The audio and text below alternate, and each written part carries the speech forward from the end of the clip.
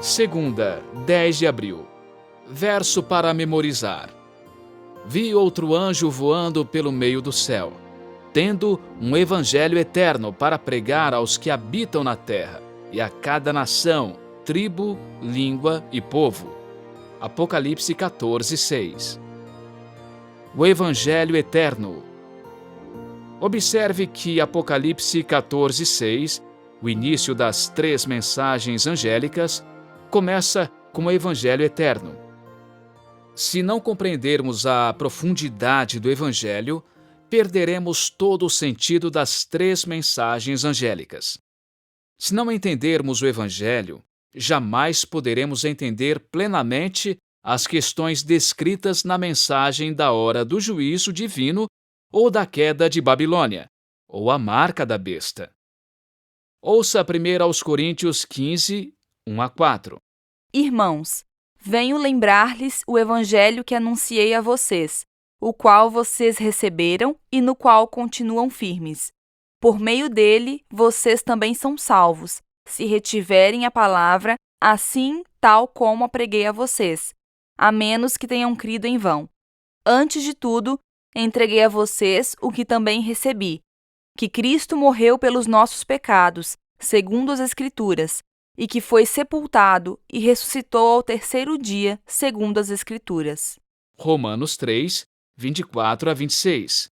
Sendo justificados gratuitamente por sua graça, mediante a redenção que há em Cristo Jesus, a quem Deus apresentou como propiciação no seu sangue mediante a fé. Deus fez isso para manifestar a sua justiça, por ter ele, na sua tolerância, deixado impunes os pecados anteriormente cometidos, tendo em vista a manifestação da sua justiça no tempo presente, a fim de que o próprio Deus seja justo e o justificador daquele que tem fé em Jesus. Romanos 5, 6 a 8. Porque Cristo, quando nós ainda éramos fracos, morreu a seu tempo pelos ímpios. Dificilmente alguém morreria por um justo, embora por uma pessoa boa alguém talvez tenha coragem para morrer. Mas Deus prova o seu próprio amor para conosco pelo fato de Cristo ter morrido por nós quando ainda éramos pecadores. Pergunta 2. Como o evangelho eterno é apresentado nesses textos? Que grande esperança é oferecida a nós? O evangelho é a notícia sobre a morte de Cristo por nossos pecados, sua ressurreição, seu amor e sua preocupação por nós. Pela fé em seu sangue derramado e no poder da ressurreição, somos libertos da penalidade e do poder do pecado. Os pensamentos de Paulo estavam imersos em Cristo. O Salvador era o centro de seu ensino e pregação.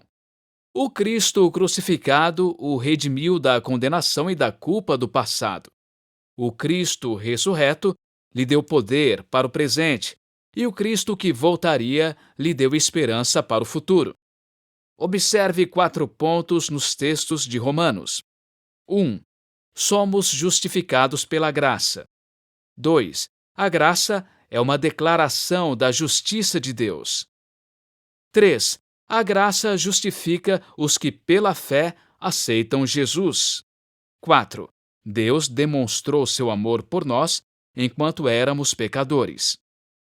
A graça não pode ser comprada, não é obtida por mérito próprio, não é merecida.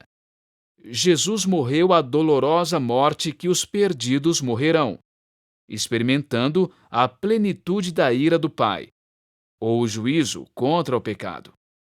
Ele foi rejeitado para que pudéssemos ser aceitos.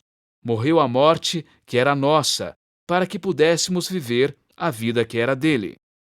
É de admirar que a salvação seja pela fé, sem as obras?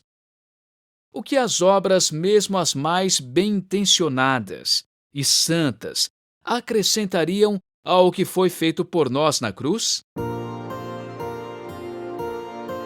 O plano da salvação foi estabelecido antes do início dos tempos, o que explica o nome Evangelho Eterno.